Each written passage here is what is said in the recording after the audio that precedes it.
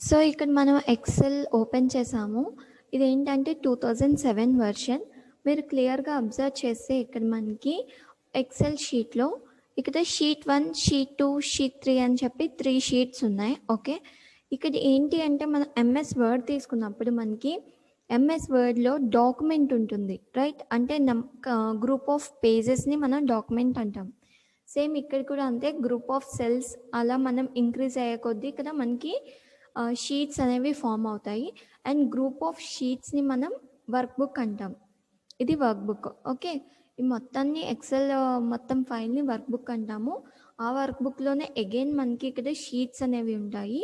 And sheets లోపల మనకి cells అనేవి ఉంటాయి. ఓకే. ఫర్ ఎగ్జాంపుల్ చూడండి, ఇక్కడ ఎవ్రీ సెల్‌కి మనకి ఒక నేమ్ అనేది ఉంటుంది. ఓకే.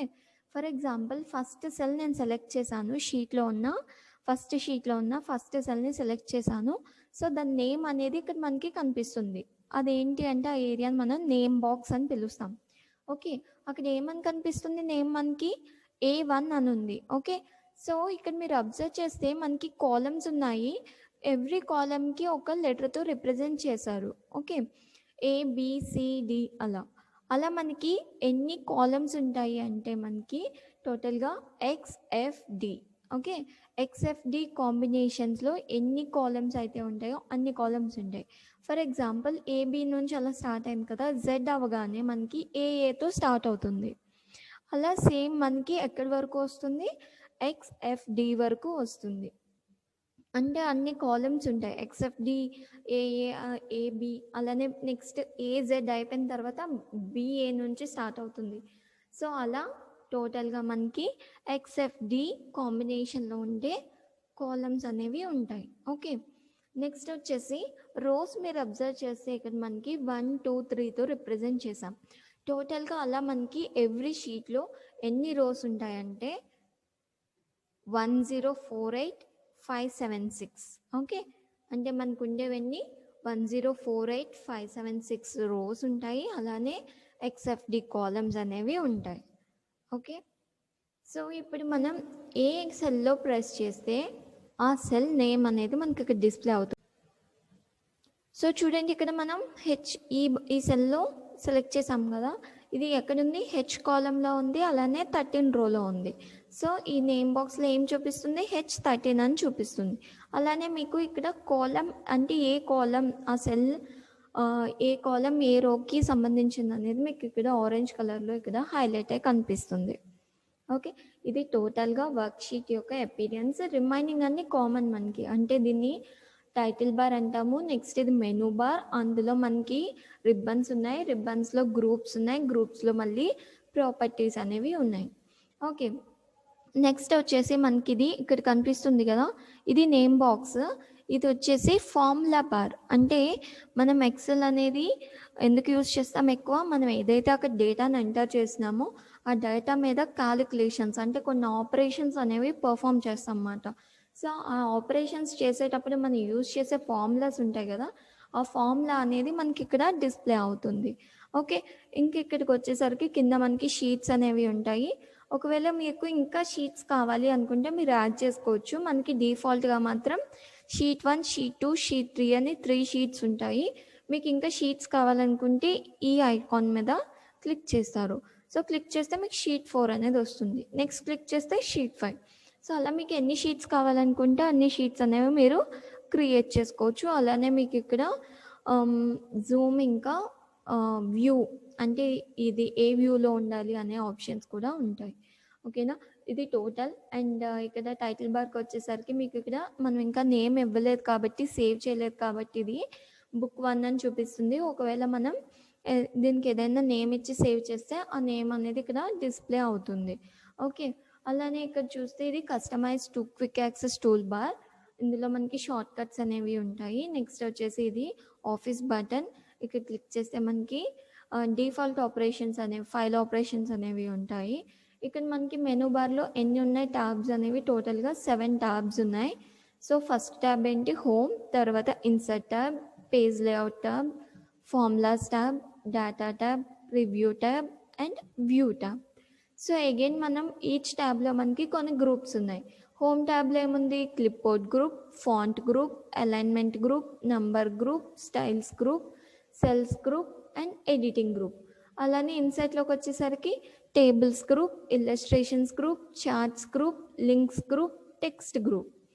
పేజ్ లేఅవుట్లోకి వచ్చేసరికి themes group, page setup group, scale to fit group, sheets options and arrange group. ఫార్ములాస్లోకి వచ్చేసరికి function library group, define names group, formula auditing group and calculation group. Next డేటాలోకి వచ్చేసరికి get external data, connections, sort and filter, data tools and outline. రివ్యూలోకి వచ్చేసరికి proofing, comments and changes. And వ్యూలోకి వచ్చేసరికి workbook views, show hide, zoom, window and macros. So ఇవన్నీ మనకి groups మాట, ట్యాబ్స్లో ఉన్న గ్రూప్స్. సో అగైన్ మనకి గ్రూప్స్లో ఏముంటాయి? నెంబర్ ఆఫ్ ప్రాపర్టీస్ అనేవి ఉంటాయి. ఓకే, సో ఈరోజు మనం ఏం చేద్దామంటే ఒక ఎక్సెల్ ఫైల్ని ఎలా సేవ్ చేయాలి అండ్ ఎలా ఓపెన్ చేయాలి, ఒక న్యూ ఫైల్ అనేది ఎలా ఓపెన్ చేసుకోవాలి అనేది ఈరోజు మనం డిస్కస్ చేసుకుందాం. సో ఫస్ట్ మీరు ఇక్కడ ఉన్న వర్క్ బుక్లో మనం సమ్ డేటా ఇద్దాం. నేను ఇక్కడ ఏపీఎస్ఎస్డిసి అని ఇస్తున్నాను. సో ఇప్పుడు నేను ఈ వర్క్ బుక్ని సేవ్ చేద్దాం అనుకుంటున్నా. ఓకే, సో అప్పుడు ఏం చేయాలి? ఆఫీస్ బటన్ పైన క్లిక్ చేసి ఇక్కడ మీకు థర్డ్ ఆప్షన్ సేవ్ అని ఉంటుంది. సేవ్ పైన క్లిక్ చేయగానే మీకు ఒక పాపప్ అనేది వస్తుంది. సో ఇలా మీకు పాపప్ వచ్చిన తర్వాత మీరు ఇక్కడ పాత్ అనేది సెట్ చేసుకోవాలి. అంటే ఆ డాక్యుమెంట్ని, ఆ ఫైల్ని మీరు ఎక్కడ సేవ్ చేద్దాం అనుకుంటున్నారు. ఓకే, నేను ఇక్కడ డాక్యుమెంట్స్ కాకుండా నేను డెస్క్టాప్ అనేది సెలెక్ట్ చేస్తున్నాను. ఓకే, డెస్క్టాప్ మీద నేమ్ అనేది ఇస్తున్నాను. నేమ్ ఏమి ఇస్తున్నా అంటే ఏపీఎస్ఎస్డిసి అని ఇస్తున్నాను. ఓకే, ఇక్కడ మనకి ఏంటి అంటే ఎక్సెల్ వర్క్ బుక్ అని ఉంటుంది. టైప్ ఏంటి? Excel work book. మనకి ఏమొస్తుంది ఎక్స్టెన్షన్ అనేది చూద్దాము. ఫస్ట్ సేవ్ పైన క్లిక్ చేద్దాం. సో క్లిక్ చేస్తే మీకు చూడండి ఇక్కడ మనం అక్కడ ఏదైతే నేమ్ ఇచ్చామో అది టైటిల్ బార్లో వచ్చేసింది. సో ఏపీఎస్ఎస్డిసి మైక్రోసాఫ్ట్ ఎక్సెల్ అనేది డిస్ప్లే అవుతుంది. సో మనకి ఎంఎస్ ఎక్సెల్కి ఉన్న ఎక్స్టెన్షన్ ఏంటి అంటే .xls. ఓకే, అంటే ఎంఎస్ వర్డ్కి మనం .docx యూజ్ చేస్తాం కదా. సో పీపీటీ పవర్ పాయింట్కి వచ్చేసరికి .ppt యూజ్ చేస్తాము. అలాగే ఎక్సెల్కి వచ్చేసరికి .xls అనేది యూజ్ చేస్తాము. ఓకే, నెక్స్ట్ వచ్చేసి మనం ఇప్పటి వరకు ఫైల్ని ఎలా సేవ్ చేయాలనేది డిస్కస్ చేసుకున్నాం కదా. ఇప్పుడు సేవ్ చేసిన ఫైల్ని ఎలా ఓపెన్ చేయాలనేది చూద్దాం. ఓకే, ఫర్ ఎగ్జాంపుల్ ఇక్కడ మనం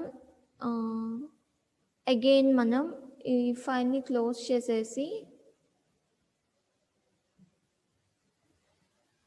ఆ ఫైల్ని మనం క్లోజ్ చేసేసి ఇప్పుడు మళ్ళీ ఓపెన్ చేద్దాము.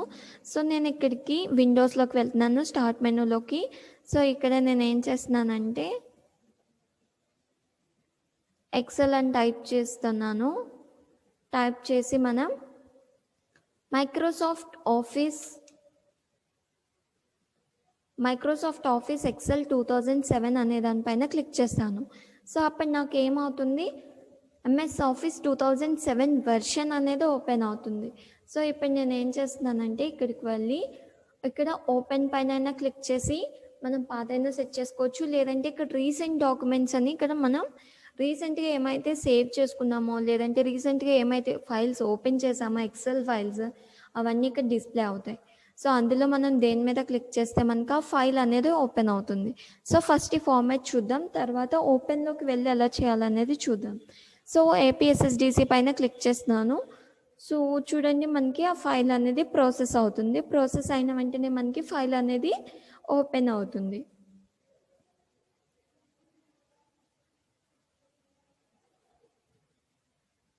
సో చూడండి మనం ఇందాక 5 షీట్స్ క్రియేట్ చేసాము అండ్ 5th షీట్లో మనం ఏపీఎస్ఎస్డిసి అనేది రాసాము. సో అంటే ఏపీఎస్ఎస్డిసి ఫైల్ అనేది ఓపెన్ అయింది. ఓకే, ఇప్పుడు నేను అగైన్ క్లోజ్ చేసేస్తున్నాను. క్లోజ్ చేసేసి ఏం చేస్తున్నానంటే అగైన్ నేను ఎక్సెల్ అనేది ఓపెన్ చేస్తున్నాను. సో ఇప్పుడు మనం డిఫరెంట్గా ఓపెన్ చేద్దాం ఎక్సెల్ని. సో ఇక్కడ మీకు సెర్చ్ బార్ కనిపిస్తుంది కదా, అక్కడ క్లిక్ చేసి ఎక్సెల్ అని టైప్ చేస్తే మీకు ఇలా కూడా మైక్రోసాఫ్ట్ ఎక్సెల్ 2007 అనేది ఓపెన్ అవుతుంది. సో అక్కడ క్లిక్ చేస్తే మీకు ఎంఎస్ ఆఫీస్ 2007 వెర్షన్ అనేది ఓపెన్ అవుతుంది. సో ఇక్కడ మనం ఆఫీస్ బటన్ పైన క్లిక్ చేసి ఓపెన్ అనే దానిపైన క్లిక్ చేస్తాము. సో ఇక్కడ మీకు ఇలా పాపప్ వస్తుంది. ఇందాక మనం ఎక్కడ సేవ్ చేసాం ఫైల్ని, డెస్క్టాప్ పైన సేవ్ చేసాం.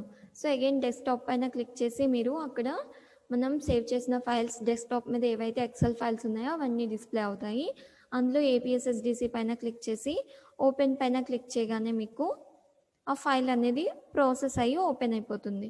సో చూడండి 5 షీట్స్ అనేవి క్రియేట్ చేసాము అండ్ ఏపీఎస్ఎస్డిసి అనేది ఫైల్ అనేది ఓపెన్ అయింది. ఓకేనా? సో ఇలా మనం ఒక ఎక్సెల్ ఫైల్ని ఓపెన్ చేసుకోవచ్చు. అలానే సేవ్ కూడా ఎలా చేయాలనేది డిస్కస్ చేసుకున్నాం. ఇప్పుడు మనకి ఈ ఫైల్ వద్దు, ఒక కొత్త ఫైల్ కావాలి, ఒక న్యూ ఎక్సెల్ ఫైల్ అనేది కావాలి. సో అప్పుడు మనం ఏం చేస్తామంటే ఆఫీస్ బటన్ పైన క్లిక్ చేసి న్యూ అనే దానిపైన క్లిక్ చేస్తే మీకు ఇలా బ్లాంక్ వర్క్ బుక్ అని అడుగుతుంది. సో ఇక్కడ క్రియేట్ పైన క్లిక్ చేయగానే మీకు ఒక న్యూ ఎక్సెల్ అనేది ఓపెన్ అవుతుంది, ఎక్సెల్ ఫైల్ అనేది. సో ఇక్కడ మీరు అబ్జర్వ్ చేస్తే చూడండి బుక్ 2 అనేది ఓపెన్ అయింది. అలానే ఇక్కడ షీట్ 3 షీట్స్ అనేవి క్రియేట్ అయినాయి. ఇదంతా ఎంటీగా ఉంది. సో ఇది ఒక న్యూ ఫైల్. ఓకే, సో ఇలా మనం ఓపెన్ చేయొచ్చు. ఆర్ ఎల్స్ Ctrl+N, దీనికి షార్ట్ కట్ కీ ఏంటి, కొత్త ఫైల్ న్యూ ఫైల్ ఓపెన్ చేయడానికి Ctrl+N అన్నమాట. సో చూడండి నేను Ctrl+N ప్రెస్ చేయగానే మీకు బుక్ 3 అనేది ఓపెన్ అయింది విత్ 3 షీట్స్. మనకి డిఫాల్ట్గా 3 షీట్స్ అనేవి వస్తాయి. ఓకే, ఇలా మనం ఒక న్యూ ఫైల్ ఓపెన్ చేసుకోవచ్చు. అలానే దాన్ని సేవ్ చేసుకోవచ్చు మనం ఎడిట్ చేసి. అలానే సేవ్ చేసుకున్న ఫైల్స్ని ఓపెన్ చేసుకోవచ్చు. సో మీరు అలాగే ఇప్పుడు ఒక ఫైల్ని ఆల్రెడీ సేవ్ చేసిన ఫైల్ని డిఫరెంట్ నేమ్తో ఎలా సేవ్ చేయాలి. ఫర్ ఎగ్జాంపుల్ ఇంతకుముందు మనం ఏపీఎస్ఎస్డిసి అనే ఫైల్ని ఓపెన్ చేసాం, సేవ్ చేసాం కదా. సో ఇదే సేమ్ ఫైల్ని, అంటే ఇక్కడ ఏపీఎస్ఎస్డిసి అని ఉంది కదా, ఈ ఫైల్ని మనం డిఫరెంట్ నేమ్తో, ఏపీఎస్ఎస్డిసి అనే నేమ్ కాకుండా డిఫరెంట్ నేమ్తో సేవ్ చేయాలి. సో అది ఎలా చేస్తాము అంటే మనం ఆఫీస్ బటన్ పైన క్లిక్ చేసి సేవ్ యాజ్ అనేది ఉంటుంది. సో దీనిపైన క్లిక్ చేయగానే మీకు అగైన్ మళ్ళీ పాపప్ వస్తుంది. నేను అగైన్ డెస్క్టాపే సెలెక్ట్ చేసి ఇక్కడ నేమ్ అనేది చేంజ్ చేస్తున్నాను. సో ఇక్కడ నేను ఐసీ అనే నేమ్ ఇస్తున్నాను. ఇచ్చి సేవ్ పైన క్లిక్ చేయగానే మీకు ఆటోమేటిక్గా ఇక్కడ ఏపీఎస్ఎస్డిసి నుంచి ఐసీఏగా కన్వర్ట్ అయిపోతుంది. కానీ మీకు డేటా సేమ్ అదే ఉంటుంది. సేమ్ 5 షీట్స్ ఉంటాయి, సేమ్ అదే డేటా ఏదైతే ఎంటర్ చేసామో అదే ఉంటుంది. కాకపోతే ఇక్కడ జస్ట్ నేమ్ మాత్రం చేంజ్ అవుతుంది. అంటే మనకి 2 ఫైల్స్ ఉంటాయి, same data with two files and with 2 different names. Okay, అంటే 2 ఫైల్స్ మనకి వేరు నేమ్స్తో సేవ్ అవుతుంది, కానీ అందులో 2 ఫైల్స్తో కూడా సేమ్ డేటా అనేది ఉంటుంది. సో ఇలా మనం సేవ్ యాజ్ యూస్ చేసుకొని సేమ్ ఫైల్కి డిఫరెంట్ నేమ్ ఇచ్చి సేవ్ చేసుకోవచ్చు.